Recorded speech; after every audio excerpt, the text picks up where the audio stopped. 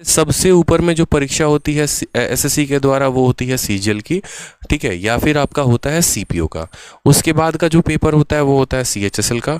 फिर उसके बाद का पेपर जो होता है वो होता है एमटीएस का, ठीक है। और उसके बाद का जो पेपर होता है वो होता है जीडी का। मैं आपको सारे पेपर का एक डिटेल वे में थोड़ा बढ़िया बता देता हूँ कि असल में कंपटीशन कहाँ पर ज़्यादा है और कहाँ पर कम है और कहाँ के क्वेश्चन आजकल टफ क्यों आ रहे हैं। अगर हम बात करते हैं जीडी को लेकर ना, तो यहाँ पर ये जो एमटीएस वाले हैं या जीडी वाले हैं, मुझे लगता है हाँ एमटीएस, यहाँ पर ये 10वीं पास बच्चा भर सकता है। सीएचएसएल कौन भर सकता है, तो 12वीं पास बच्चा भर सकता है। और सीपीओ और सीजीएल कौन भर सकता है, तो ग्रेजुएट भर सकते हैं। अब जैसे मान लीजिए कि अभी हमारे यहाँ पर जितने भी बच्चे वीडियो देख रहे हैं, ज़रा आप ही लोग एक बार कमेंट बॉक्स में बताइए कि कितने लोग ऐसे हैं जिन्होंने 12th पास किया है। मतलब जो स्टूडेंट जहाँ तक पढ़ा एक बार कमेंट बॉक्स में बताओ। बस रिक्वेस्ट ये है, सारे बच्चे एक बार कमेंट बॉक्स में ज़रूर बताओ। जिसने 12वीं तक पढ़ाई कर रखी है वो 12th लिखेगा, जो ग्रेजुएट है वो ग्रेजुएट लिखेगा। अगर मैं यहाँ पर एक बात बोलता हूँ कि 100 बच्चे हैं, 100 बच्चे में यहाँ पर हम ये कह लेते हैं कि यार 50 बच्चे ग्रेजुएट हैं, मानो 40 बच्चे ग्रेजुएट हैं, 50 12th कर लिए हुए हैं और एमटीएस के मानो 10 बच्चे हैं।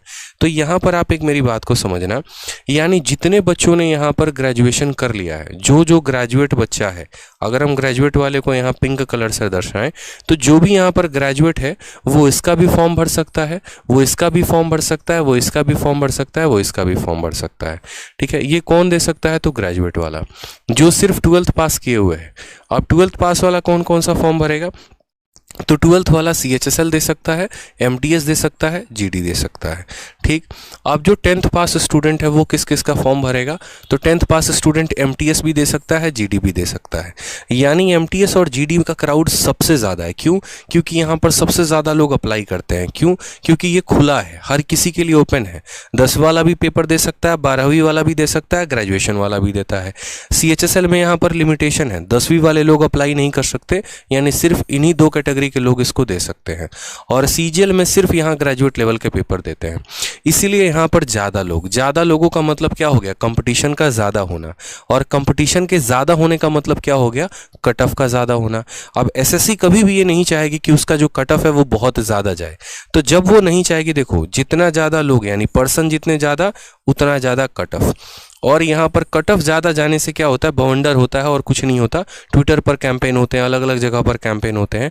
इस वजह से यहाँ पर एसएससी कोशिश करती है कि इस कट ऑफ को कम किया जाए। लेकिन वो कैसे कट ऑफ कम करे, तो वो कट ऑफ को कम करने के लिए क्या करती है, क्वेश्चंस के लेवल को बढ़ा देती है।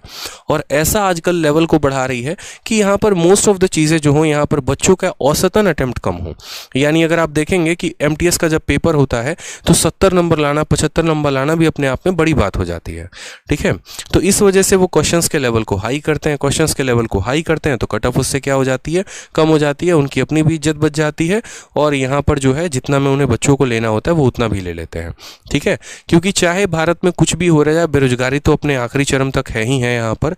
इसी वजह से एमटीएस लोग ये नहीं देखते हैं। जैसे मैं हमेशा एक बात बोलता हूँ कि एक एसएससी सीजीएल वाले एस्पिरेंट की कहानी यहाँ बड़ी गजब सी होती है, ठीक है। सपना देखता है यूपीएससी का, बेचारा फॉर्म भरता है सीजीएल का, तैयारी करता है सीएचएसएल का, ठीक है, और पेपर देने जाता है एमटीएस में और सिलेक्शन लेता है एमटीएस में और वेट करता है कि बस भैया मेरा एमटीएस का रिजल्ट दिला दो, एमटीएस का रिजल्ट दिला दो।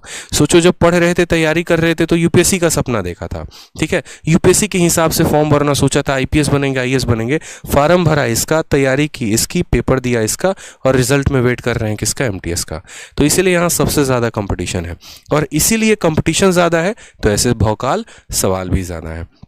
तो इन बातों का ध्यान रखिए। यहाँ पर जब आप तैयारी करते हैं तो सभी चीज़ों को थोड़ा नापतोल करके देखा करिए यहाँ पर, ठीक है, कि कंपटीशन कितना है, पेपर का लेवल क्या है। क्योंकि बहुत बच्चों के माइंडसेट में अभी भी ये बैठा हुआ है कि एमटीएस का मतलब 10वीं का लेवल, आसान लेवल, बउआ लेवल। नहीं मेरे भाई, उस चीज़ से बाहर निकल जाओ, उस चीज़ से बाहर आने की ज़रूरत है आपका। अगर देखोगे ना तो अब कहानी मैं लेवल की बता दूँ तो एमटीएस का लेवल सबसे ज़्यादा है अगर मैं बात करूँ यहाँ पे, ठीक है।